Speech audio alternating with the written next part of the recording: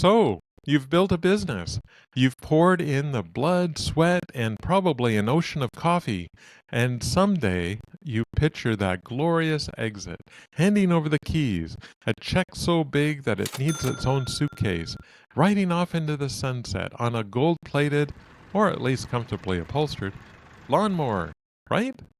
Well, pump the brakes on that fantasy for a sec because here's the not so funny and often unsaid truth. A shocking number of businesses that owners think are ready to sell never actually do. It's like meticulously planning the world's best surprise party and then only Aunt Mildred shows up. Awkward. In this video, we're going to uncover why most owners hit this saleability brick wall and how you can dodge it and actually build a business someone wants to buy. I'm Kevin Ballantyne.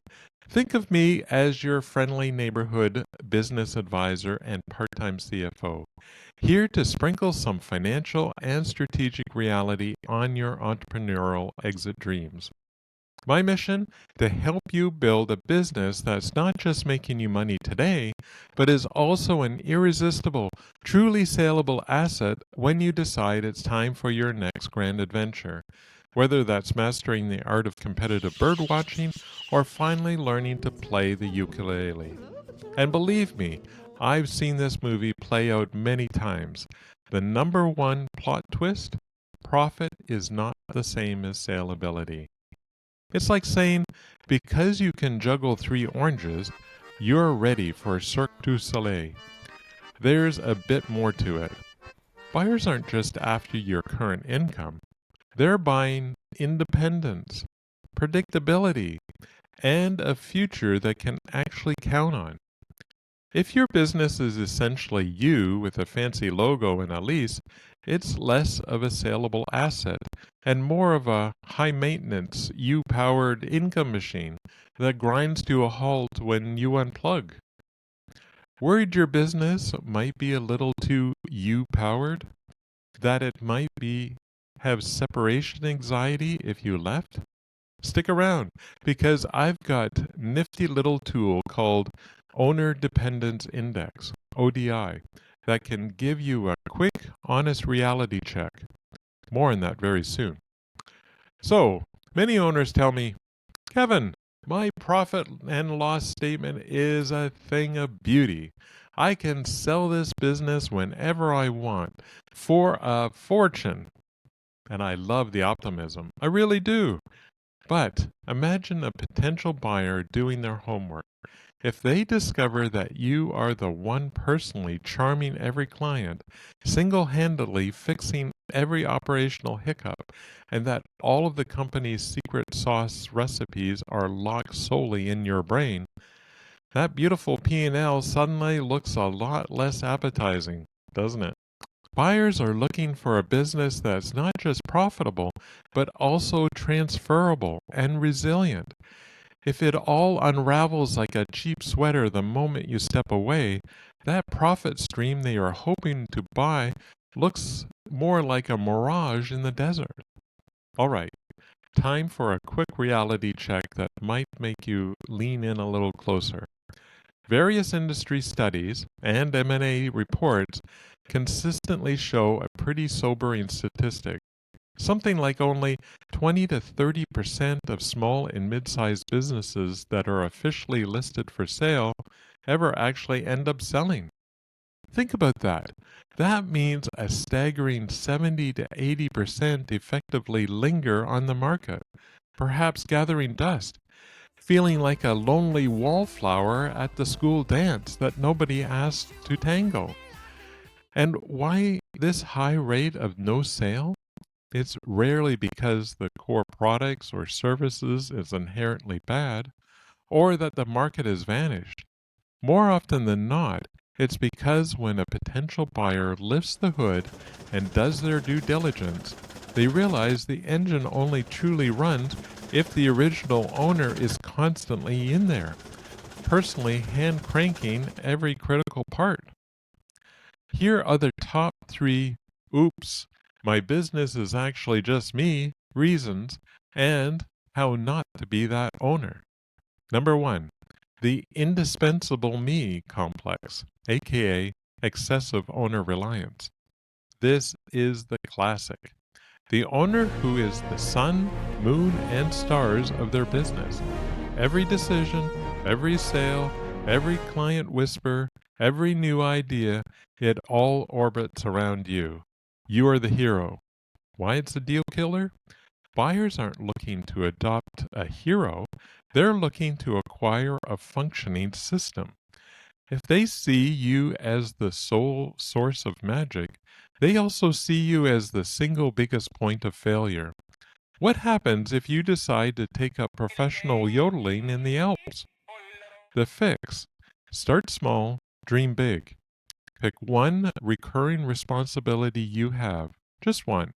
Could someone else possibly do it? Even 80% as well with some guidance. Write down the basic steps. Yes, a simple standard operating procedure, SOP. Show them how, and then, deep breath, let them try. You're not aiming to make yourself obsolete overnight. You're aiming to prove the business has legs of its own. Example: if a buyer asks about your sales process and you say, "Oh, that's easy. Clients just call me," you might have a problem. Number 2, the treasure map financials, aka messy, confusing, and creative numbers. Your financials should be a clear roadmap to profitability, not a cryptic treasure map where X might mark the spot, or might just have a coffee stain from last Tuesday. If your books are a jumble, if your profit calculations need an advanced degree in theoretical mathematics, or if owner lifestyle account is a major line item, buyers get antsy.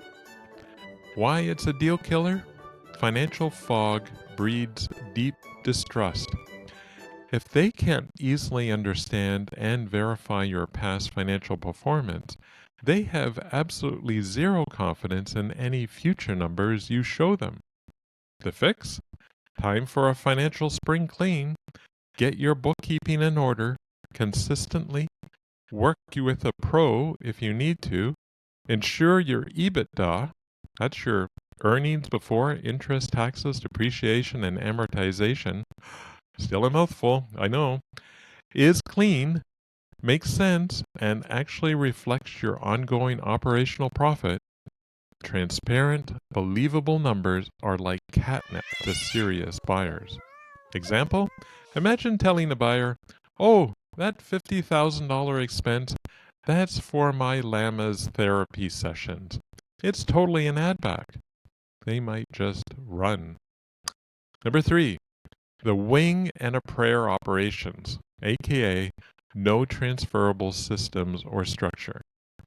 If how your business actually works is a magical combination of your gut instinct, your star employee's memory, and a healthy dose of "we just figure it out as we go," then what exactly is your buyer acquiring?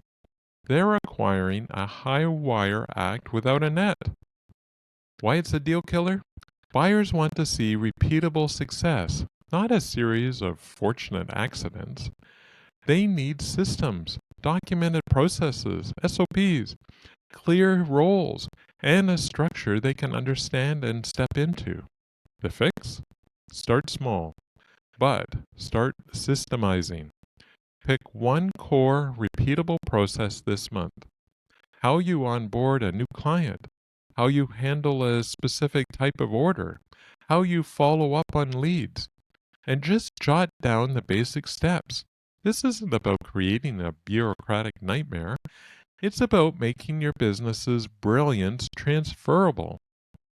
Now, that first point, the indispensable me complex, or what we call owner dependence, is so often the biggest, sneakiest hurdle to actually selling a business.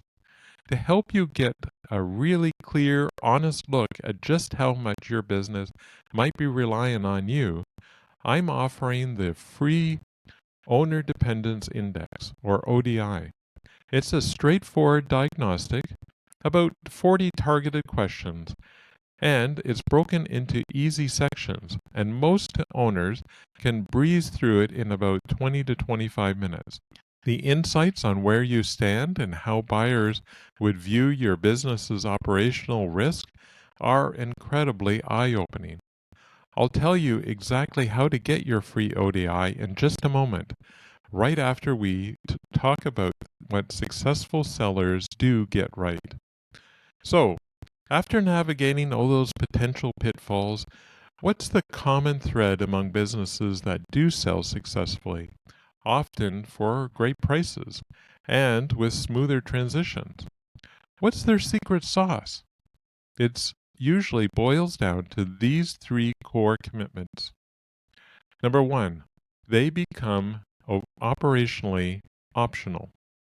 Owners actively work to delegate, document thoroughly, and empower their teams, allowing the business to truly breathe and function effectively without their constant direct involvement. Number two, they make their financials sparkle. Their numbers aren't just done, they're clean, logical, easily defensible, and presented in a buyer-friendly way that inspires confidence. Number three, they build plug-and-play systems. Think solid contracts, clear SOPs for key functions, and a sense of team continuity. They build a business that a new owner can confidently step into, not one that they have to completely reinvent or start over. Master those three areas, and even if you decide you never want to sell, you've built something truly remarkable.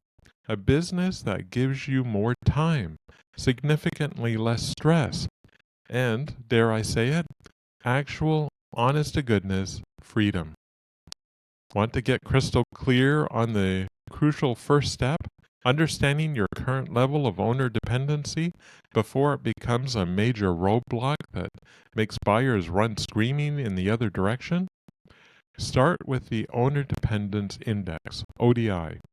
This free, insightful diagnostic tool will give you immediate, valuable clarity on how reliant your business is on you personally, and will highlight your specific areas that need attention.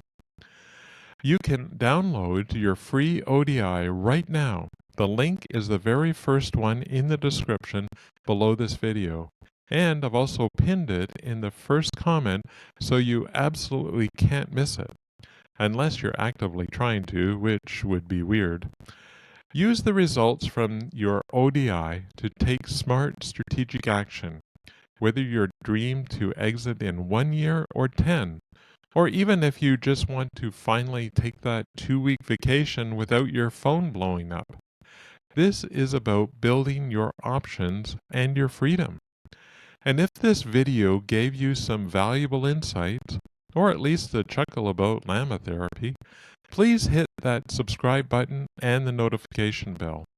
I release a new video every week, packed with no fluff, practical advice on how to boost your business value, supercharge your cash flow, and build a company that doesn't treat you like a personal assistant, so you can sell, scale, or just plain step back with total confidence when the time is right. Thanks for watching. Go grab your free ODI. It's less painful than realizing you left the stove on, and I'll see you in the next video.